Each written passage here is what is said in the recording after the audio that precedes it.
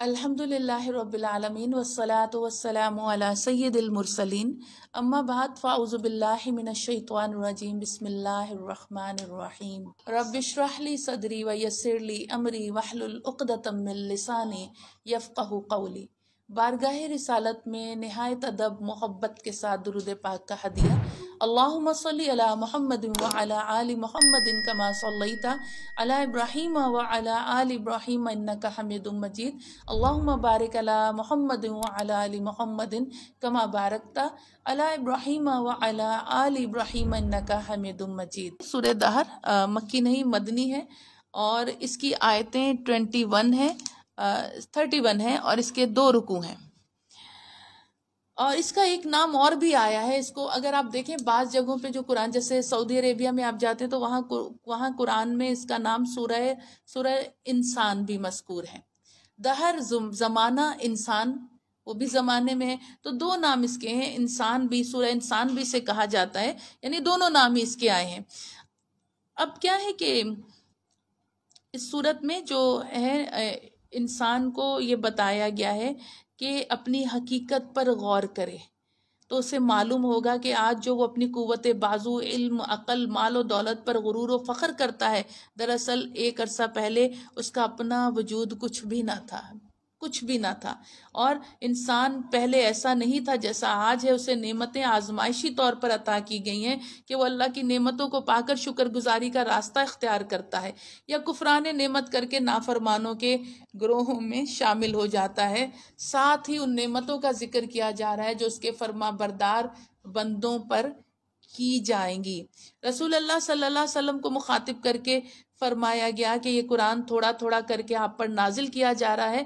دراصل یہ کفار کو تنبیہ بھی ہے جو کہتے ہیں کہ محمد صلی اللہ علیہ وسلم نے اپنی طرف سے قرآن بنا کر اسے خدا کے کلام کا نام دے کر پیش کرتے ہیں۔ انہیں بتایا جا رہا ہے کہ قرآن تھوڑا تھوڑا نازل کرنے میں ہماری حکمتیں ہیں۔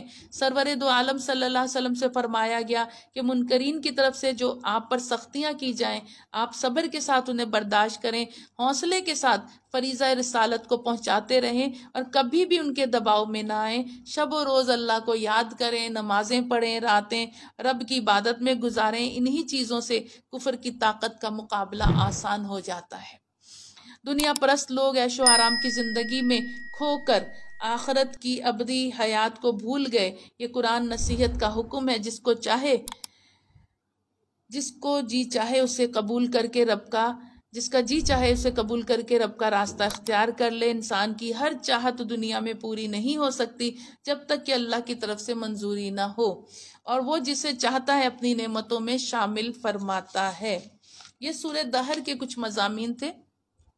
ہم اس کی آیات کی طرف چلتے ہیں۔ بے شک انسان پر، آیت نمبر 1، بے شک انسان پر آ چکا ہے ایسا زمانہ کہ نہ تھا کچھ قابل ذکر، کچھ بھی نہیں تھا، وہ کوئی چیز بھی نہیں تھا۔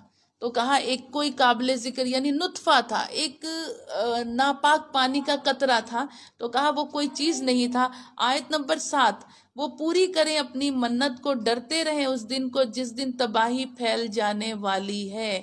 خاص واقعے کی طرف اشارہ ہو رہا ہے۔ کہتے ہیں امام حسن اور امام حسین جب چھوٹی عمر میں تھے تو بیمار ہو گئے۔ حضرت علی اور حضرت فاطمہ سے نبی کریم صلی اللہ علیہ وآلہ وسلم نے فرمایا کچھ نظر کرو۔ 3 روزے کی منت مانی اور اللہ نے شفا دے دی۔ 3 روزے رکھے انہوں نے، تو اب روزے جب رکھے، جب شفا ملی تو روزے رکھے، تو پہلے دن فقیر آ گیا افطاری کے وقت، جو افطاری کا سامان تھا وہ فقیر کو دے دیا۔ دوسرے دن پھر کون آ گیا؟ ایک مسکین آ گیا، ایک یتیم آ گیا، تو وہ پھر اس کو دے دیا، اور پھر آخری تیسرے دن قیدی آ گیا تو اس کو دے دیا۔ تو یہ انہی کی شان میں یہ آیات نازل ہوئی۔ آیت نمبر 7، وہ پوری کریں منت کو اور ڈرتے رہیں اس دن کو جس کی تباہی پھیل جانے والی ہے۔ یعنی اس سے پتہ چلا منت ماننا جائز اور درست ہے۔ اور آیت نمبر 8، اور کھانا کھلائیں اس کی محبت میں مسکین، یتیم اور قیدی کو۔ 3 دن روزے رکھے، 3 دن جو افطاری کا سامان تھا وہ کیا مسکین، یتیم اور قیدی کو کھلا دیا، ایک ایک دن سب آتے رہے۔ اب آگے چلیں گے اس واقعے کا ذکر کر کے آیت نمبر 15 کی طرف، اور دور چلایا جائے گا ان پر چاندی کے برتنوں کا اور جاموں کا کہ ہوں گے شیشے کے۔ کہا جو جنتیوں کو جن برتنوں میں کھانا دیا جائے گا، پینا دیا جائے گا، وہ برتن کیسے ہوں گے؟ چاندی کے اور شیشے کے، کانچ کے، تو ایسے برتن ہوں گے۔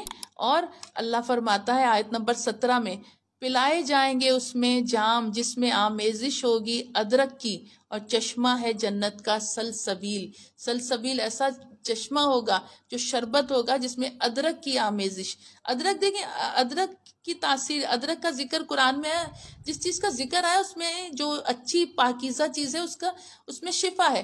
ادرک کھانے سے آپ کے جسم کا درد دور ہوتا ہے، جسم کے کسی حصے میں بھی درد ہو تو ادرک کھانے سے وہ درد دور ہو جاتا ہے، اور طبیعت میں ایک خوشگواری آ جاتی ہے۔ تو کہا وہ ایسے چشمے سے پلائے جائیں گے جس میں آمیزش ہوگی ادرک کی، اور جو کیا ہوگا؟ جنت کا چشمہ ہوگا سلسبیل۔